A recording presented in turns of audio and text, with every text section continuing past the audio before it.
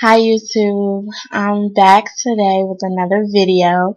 This video today is going to be on 5 tips to a successful hair journey. And I had to write it down, y'all, because I could not think of this off the top of my head. So I got my little trusty notepad with the tips that I have for you all. And the first tip that I'm going to give you guys is patience. Patience is key. Your hair is not going to grow overnight. If you do know something that makes your hair grow overnight, y'all can let me know because it doesn't work like that. It's a lifestyle change. You can't expect just to start moisturizing and sealing and expect your hair to go from neck length to waist length in a year. It's not going to happen. And that's just the reality of it. And you also have to set goals for yourself and be realistic with your goals. You know, like I said, your hair's not going to go from neck length to waist length in a year. So what I do is I set short-term goals and I also set long-term goals. Like right now, my long-term goal is to be waist length, but my short-term goal is to be mid-back by next year sometime. March next year maybe. And I don't know if I'll be able to get it, but I'm gonna try my best. And that's an example of how to set goals for yourself, realistic goals. You know, I know that I'm not gonna hit waist length by March because if I do, that's like some miracle didn't happen because it doesn't work that way. Another thing is stay motivated and just don't become discouraged if you don't hit your goals, because I've had plenty of setbacks. I was supposed to be BSL like last year, so that just goes to show you that I've had plenty of setbacks and I don't get discouraged. I just keep going with it. Okay, my second tip will be listen to your hair and get to know your hair, because if you know what's wrong with your hair, or if you know what your hair needs, it is easier to fix whatever problem might be. Say for instance, my hair is shedding. I know my hair, and I know that when my hair sheds, there's something wrong, and I know how to fix it because I'm listening to my hair. If I'm seeing a little bit more breakage than what I would usually see, I know that there is something wrong immediately. Don't just ignore. If you see that something is wrong with your hair, you see split ends, you see breakage, you see excessive shedding, don't just ignore it and think it's going to go away, because it's not. You have to do something to fix it. Change something in your regimen and fix it. Okay? And tip number 3 is find what works for you. There is so many YouTubers out here, and I love YouTube. There's so many out here who give you product suggestions and say, oh, this product works so great, you need to try it, blah, blah, blah, blah, blah. That's fine and dandy. That works for them, but you have to find what works for you, and don't jump on every single bandwagon that there is. Now, me, myself, I am a product junkie. Okay, I know that I'm a product junkie. I love buying new products and trying them out. However, in the beginning of my journey, I was not as much of a product junkie as I am now, because at the beginning of my journey, I stuck to a certain regimen and I stuck to what worked for me for a while until I tried something else.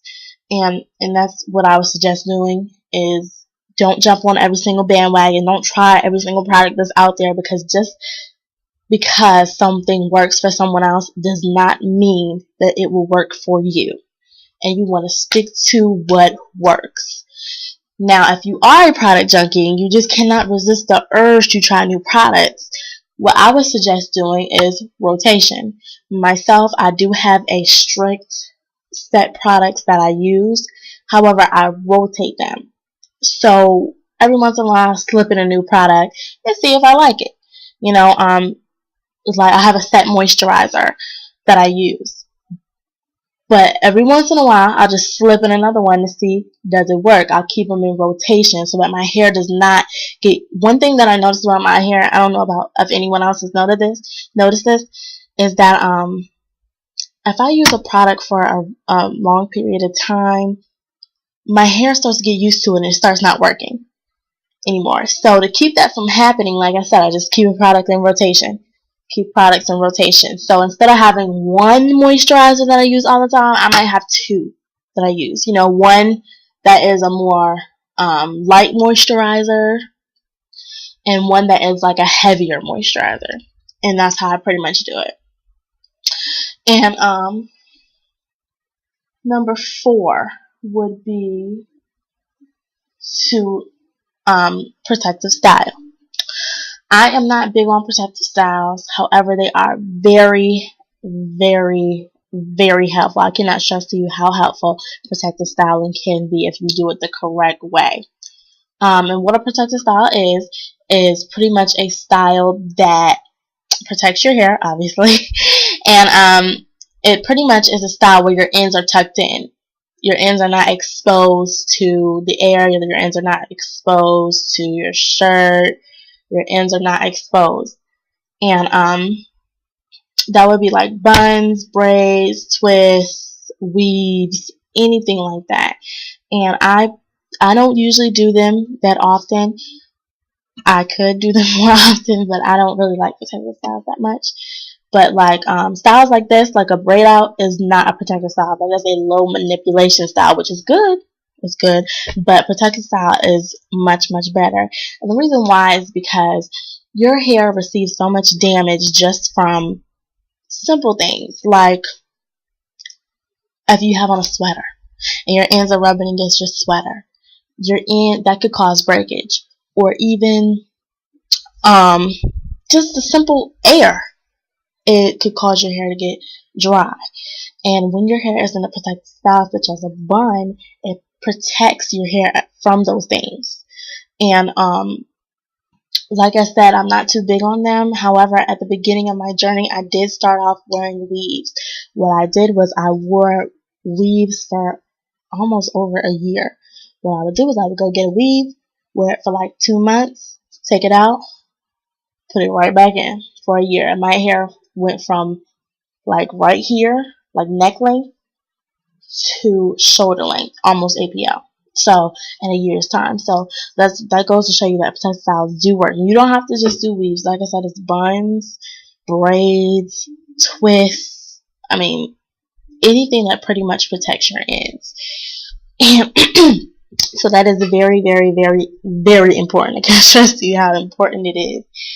I do try to do them as often as I can, but I'm really at a stage in my hair journey where I want to enjoy my hair. Like I want to do different styles and wear it out, hanging and swinging, and I like my hair to be down and out and pretty much like this. This is how I wear my hair majority of the time. However, it is starting to get cold, and as I begin to wear jackets, sweaters, my hair will be in a protective style. I will be wearing buns. I will be wearing I wanted to get a sew-in, but I'm not sure if I want to go through that because they itch so bad. I can't stand the itching. So I probably am just gonna do buns this winter. And my last tip, number 5, is pretty much gonna be love your hair. If you don't love your hair, there is no way that you will be successful on this journey. And the reason why I say that is because you're going to go through so many setbacks and ups and downs and not feeling like washing your hair maybe, or not feeling like moisturizing and sealing, or not feeling like doing anything to it sometimes. But if you love your hair, you will do what is best for your hair. Like there's plenty of times where I don't feel like washing my hair. I don't feel like doing anything to my hair that day, but I do it because I know that I am dedicated and committed to this journey. And that's what you really have to find. You have to find a love for your hair so that you can be committed to it. If you're not committed to it, it's not going to work, because it is very hard to get your hair on the right track, especially if your hair is very damaged like mine was. It was very hard to get it on the right track. And then once I got it on the right track, to keep it on the right track was really hard too, because I went through so many setbacks, especially with my pregnancy and postpartum shedding and all that good stuff.